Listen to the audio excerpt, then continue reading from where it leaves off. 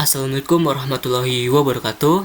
Perkenalkan, nama saya Muhammad Hafiz Caksono dengan NIM D400 2078. Di sini saya akan membuat video tentang tugas besar praktek pengukuran besaran listrik tentang jembatan Wheatstone. Oke. Nama saya Muhammad Hafiz Caksono dengan NIM D400 2078. Di sini A sama dengan digit terakhir NIM, A sama dengan 8. 8 ini diambil dari digit terakhir NIM saya, yaitu 8. Oke, rangkai jembatan Wheatstone seperti ini. Sumber DC pertama, sumber DC yang kedua. Oke. Untuk hasil perhitungan Wheatstone, yang pertama kita mengetahui pengertiannya dulu. Jembatan Wheatstone merupakan suatu susunan rangkaian listrik untuk mengukur suatu tahanan yang tidak diketahui besarannya. Kegunaan dari jembatan Wheatstone adalah untuk mengukur nilai suatu hambatan dengan cara arus yang mengalir pada galvanometer sama dengan 0. Karena potensial ujung-ujungnya sama besar, sehingga dapat dirumuskan dengan perkalian silang. Ya, untuk pengertiannya seperti itu. Dan kembali, yang pertama hasil perhitungan jembatan Wheatstone seperti apa? Ya, yang 8.000, 16.000, 32.000 dan 64.000. Oke, kita langsung bisa ke sini, variabel resistor. Nah, untuk variabel resistor sebagai perhitungan jembatan Wheatstone, hasil perhitungan ya di sini 1 ampere kilo ohm, ya, kilo ohm sebenarnya 8.000. Nah, 8.000 ini diambil dari digit terakhir NIM saya, yaitu 8. Jadi 8 kali 1 sama dengan 8 kilo ohm ke ohm, itu jadi 8.000. Nah, jadi 8.000 ohm. Untuk 2 ampere juga sama, 8 kali 2 jadi 16, jadi 16.000 ohm. Untuk 4 ampere 8 kali 4 32, jadi 32.000 ohm. Untuk 8 ampere 8 kali 8 sama dengan 64.000 ohm. Dan untuk NIM ini diambil dari 2 digit terakhir NIM saya, yaitu 78.000 ohm. Atau juga ini bisa dikalikan dengan 2, 8 kali 2 16, 16 kali 2 32 dan 32 kali 2 64. Jadi seperti itu ya. Untuk catatan di sini, untuk keterangan di sini yaitu R3 dikali R4 sama dengan R5 kali R1, volt A sama dengan volt B.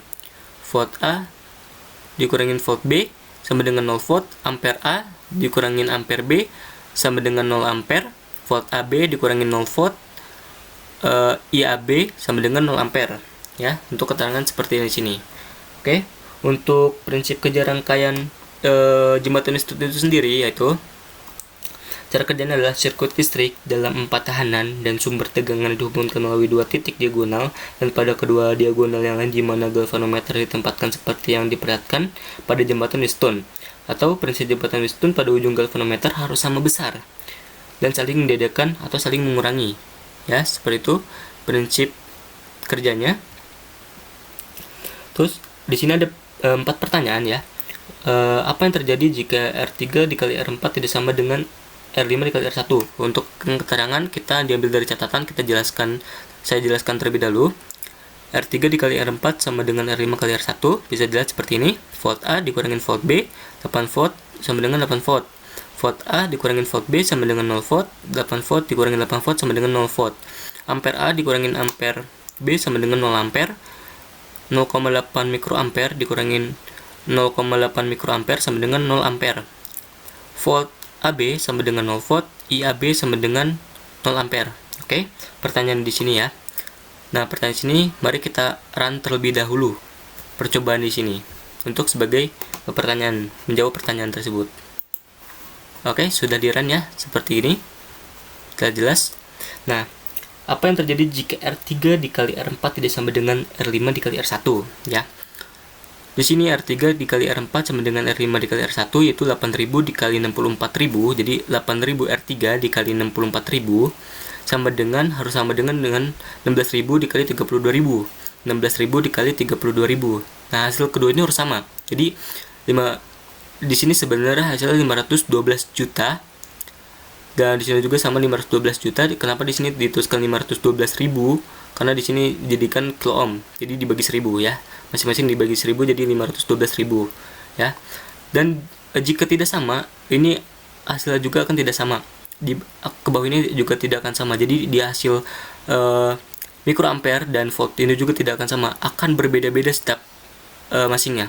Karena di sifat jembatan Wheatstone pada ujung galvanometer harus sama besar. Jadi harus sama besar semuanya. Ya, di sini harus sama besar, dan harus sama besar semuanya. Jadi jika tidak sama, hasil perhitungan ini tidak akan sama juga hasil di percobaan dan juga di bawahnya di sini. Jadi akan berbeda-beda setiap masingnya.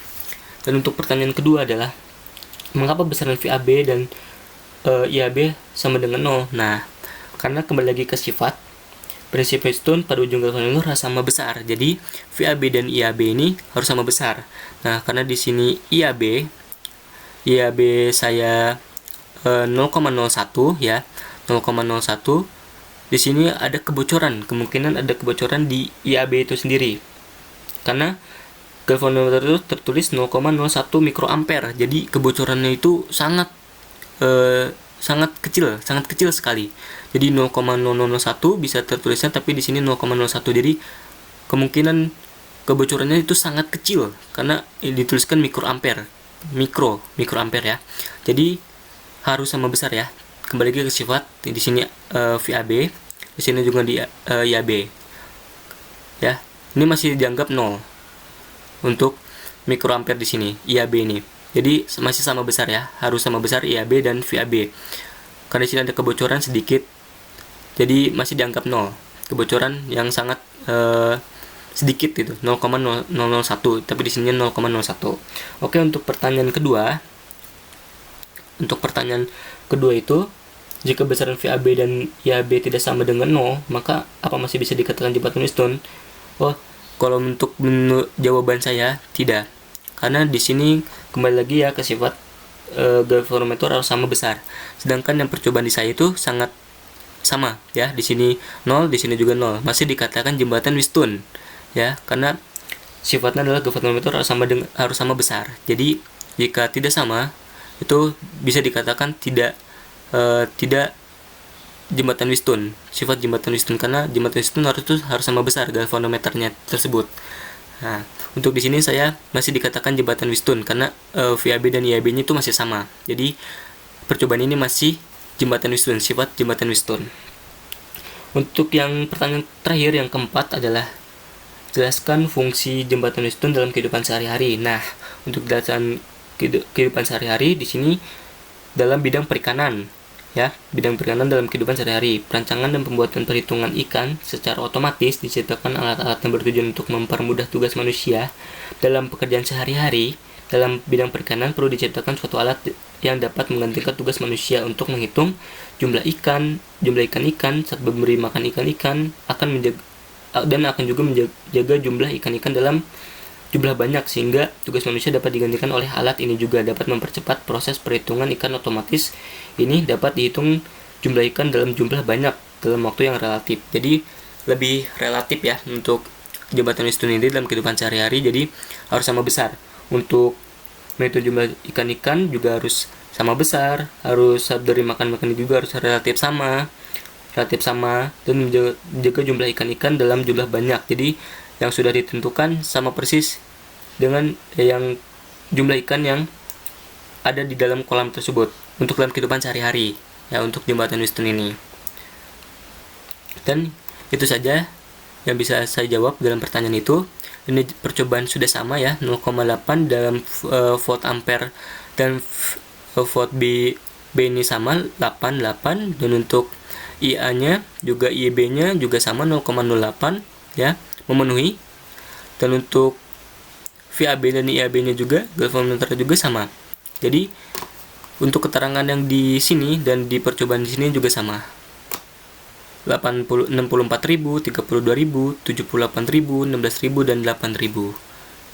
Dan hasilnya sama dari keterangan sini, dan percobaan juga sama untuk percobaan jembatan Wheatstone tersebut. Itu saja yang bisa saya sampaikan. Mohon maaf jika ada salah kata atau salah menerangkan. Mohon maaf jika ada kekurangan dari diri saya.